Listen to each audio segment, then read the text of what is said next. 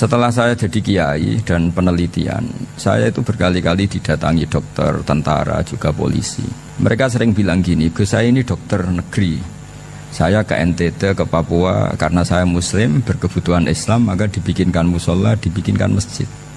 Kalau kiai tidak bisa, bikin sendiri urunan mau narik siapa gitu.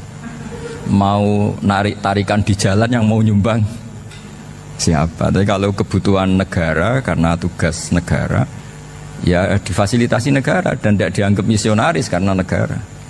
Begitu juga di beberapa negara yang non muslim kayak di Argentina, di Venezuela, itu ada masjid, ada kajian Islam ya karena duta besar. Dan itu aparat negara.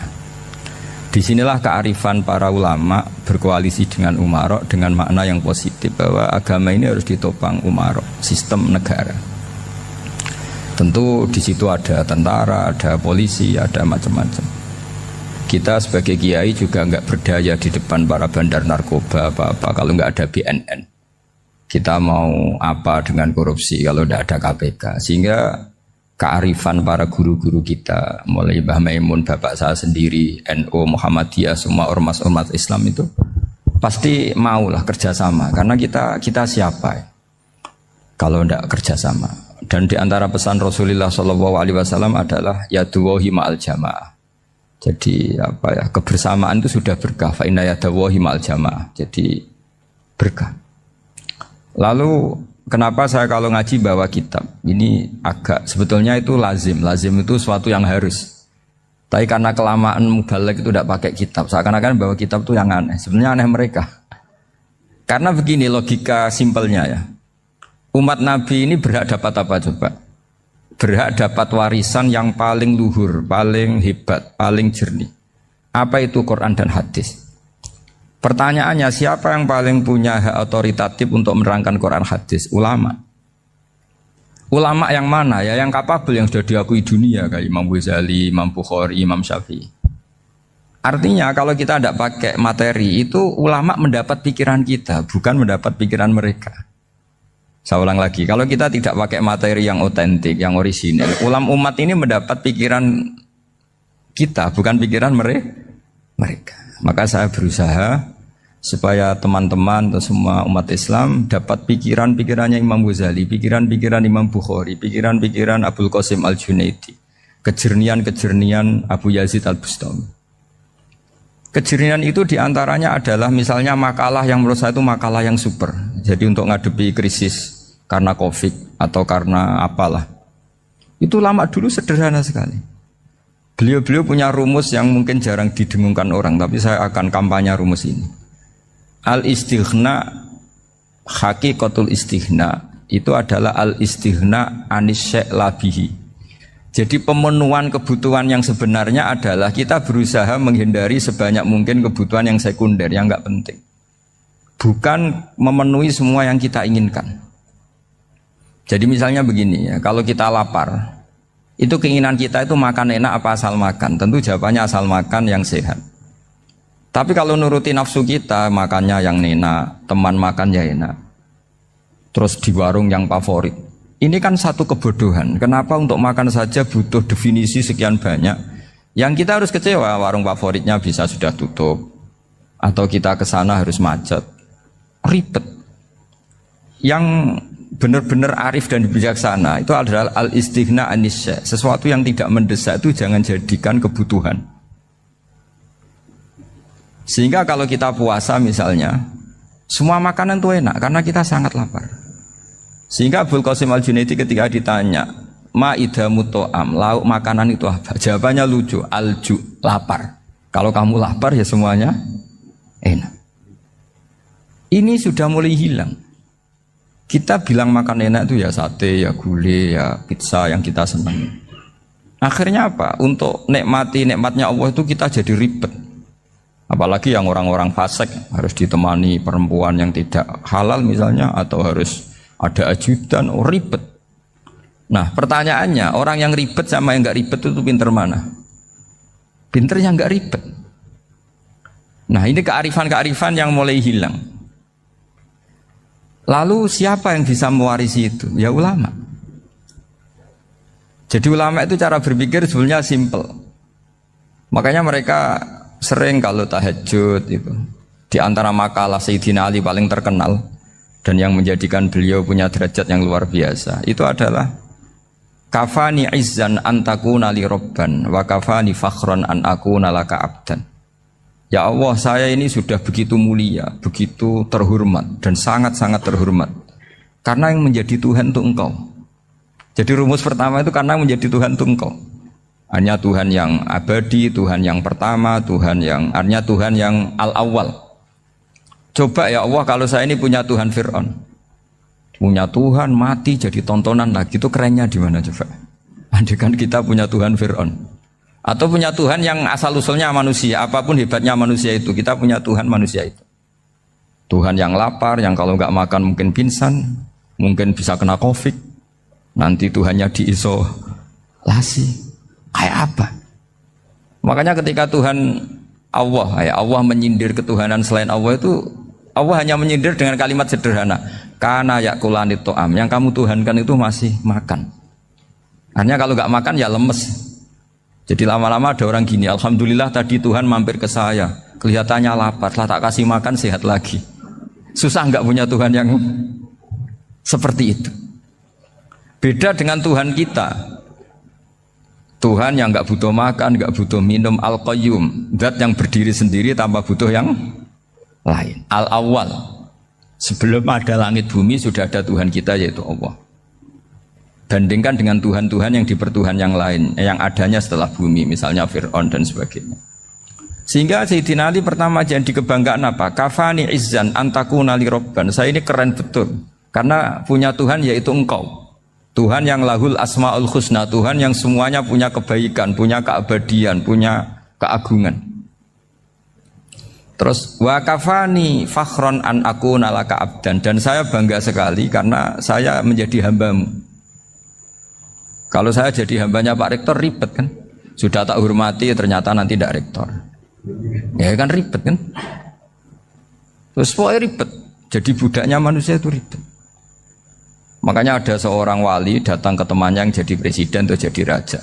Datang ke situ karena tidak punya uang, mau minta uang karena temannya raja. Setelah sampai sana ternyata temannya ini karena orang soleh pas berdoa, ya Allah saya minta ini, minta ini, minta ini. Terus si wali tadi pulang. Tanya, kenapa kamu pulang? Ternyata dia sama, masih minta-minta kayak saya. Jadi sederhana dia. Sama-sama minta kamu, minta zat yang kamu mintain katanya. Jadi dulu itu orang itu sebegitu dekat dengan Allah. Sehingga si raja ini terus ketemu wali tadi tanya, kenapa kamu menyepelekan saya padahal sekarang saya raja. Terus ditanya sama wali tadi, karena temannya, kalau kamu di padang pasir tidak bisa minum dan harus minum 1 gelas, dengan ongkos kamu harus mengasihkan semua kerajaan kamu demi minuman itu. Pilih mana, minuman apa tetap jadi raja? Ya saya milih bisa minum. Saya tidak raja tetap hidup, tapi kalau nggak minum mati. Bagaimana Anda bangga dengan satu kerajaan sing la yusawi kak samain, yang tidak sama dengan segelas air. Jadi artinya terus mereka melihat jadi raja itu ya biasa, jadi presiden biasa, jadi rektor biasa. Karena mereka biasa berlogika hakikatul izzah itu ya taqarrub ila Allah, yang benar-benar terhormat itu ya dekat dengan Allah. Begitu seterusnya mereka bikin paradok-paradok yang aneh, tapi itu menjadi pelajaran. Bapak saya Ki Nur Salim itu senang baca anekdot Nasiruddin Koja. Itu kalau bikin orang-orang aneh, itu dia datang ke satu pesta, pakai baju lusuh, pakai sarung lusuh atau celana lusuh, sama Sohibul Bait yang punya acara dibiarin. Setelah dibiarin dia pulang pakai jas, pakai dasi, pokoknya keren. Dihormatin, pakai alpat, pokoknya dihormatin, silahkan. Pas dia disuruh minum, minumannya itu disokkan saja ke sakunya. Jas, kamu harus minum yang banyak, karena kamu yang dihormati, bukan saya. Terus makanannya semuanya diletakkan di saku, ada yang apa, ayo kamu makan yang banyak. Alpatnya juga gitu, dikasih sate apa, ayo kamu makan yang banyak. Mereka tidak melihat saya, melihat kamu. Akhirnya orang satu pesta itu istighfar semua, berarti kita ini salah. Terus dia pidato, kenapa kamu uang gitu? Tadi saya datang, orangnya sama. Gara-gara beda pakaian, penghormatannya beda. Berarti yang berhak dapat makanan ini jasa ya, bukan saya. Betapa naifnya kita sebagai orang. Ternyata kita masih hormat sesuatu yang seperti itu, yang atribut lah. Jadi orang-orang sufi itu orang yang bisa menertawakan dunia. Akhirnya ya pertama dia dianggap orang gila, masa jas dikasih makan, dikasih minum. Tapi secara fikih dia benar, haram dia makan. Karena pas dia datang dibiarin, setelah pakai jas dikasih makan. Berarti hakikat yang dapat rezeki siapa? Jasnya apa orangnya? Jasnya apa orangnya? Jasnya. Jadi itu orang-orang sufi, kearifan orang-orang dulu itu bisa ngelola hal-hal yang keseharian menjadi luar biasa. Ada seorang wali melihat istrinya makan satu piring, anaknya makan satu piring. Ditanya, kalian kenyang? Wah, kenyang sekali. Melihat anaknya minum kopi satu cingkir, senang. Kalian senang sekali. Wah, kalau senang dengan hal-hal yang murah bisa, ngapain harus senang dengan hal-hal yang mewah? Bodoh sekali saya. Sehingga terus mereka bisa qanaah. Qanaah itu ya hidup itu simpel, sederhana. Jadi tentu saya tidak akan ngomong yang muluk-muluk, selain itu tidak bidang saya juga apa ya, kita ini butuh obat di kondisi COVID seperti ini, butuh kesederhanaan, butuh apa ya, istighna tadi. Kita harus istighna billah an ghairillah. Jadi sudah cukup bahwa Allah ini segalanya. Sehingga tadi saya dengarin himnenya Unisula, yang paling saya kagum adalah dimulai dengan kalimat-kalimat thayyibah. Di antara tugas suci Nabi Ibrahim dan semua Nabi adalah wa ja'alaha kalimatam baqiyatan fi aqibi. Nabi Ibrahim itu Nabi yang diberi gelar Allah. Dia adalah Nabi yang menjadikan kalimat tauhid itu kalimat yang abadi. Fi aqibi, di anak turunnya, di semua generasinya. Baik anak turun karena gen maupun karena pembinaan, karena pendidikan. Ini penting sekali saya utarakan karena apa? Satu kehidupan itu sebenarnya digerakkan oleh kata-kata, oleh moto kalau orang bahasa modern. Sehingga banyak ulama mengatakan al-ibarat kutun li'ailatil mustami'in, bahwa redaksi atau moto atau pegangan hidup itu penggerak kehidupan. Sehingga sebetulnya manusia itu digerakkan oleh kalimah-kalimah itu, oleh moto-moto itu, oleh prinsip-prinsip hidup itu. Misalnya orang Palestina itu tiap hari ke pasar itu. Mereka ke laut itu. Ditanya, kenapa tidak takut tembak Israel? Jawabannya lucu. Kena tembak ya mati, enggak makan ya mati. Enggak kerja ya mati. Ya sudah, sama-sama mati ya mendingan aktivitas normal. Tapi saya tidak menyarankan itu untuk melawan COVID. Ini cerita saja nanti. Kamu jangan provokator itu. Karena ini wilayah sensitif. Jadi banyak orang yang poligami, kalau ditanya alasannya gitu, istri satu ya cerewet, dua ya cerewet, mendingan 4 katanya. Ya banyak ya gitu.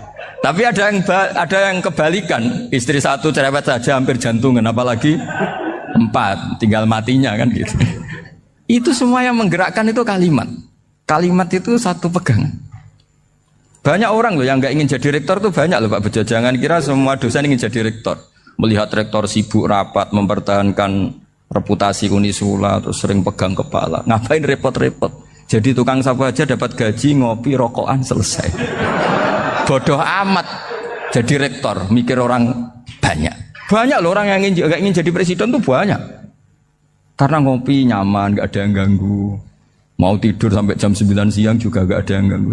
Sehingga mereka melihat pegawai negeri itu gak keren, orang kok diatur jam, disiplin. Itu memang cara Allah.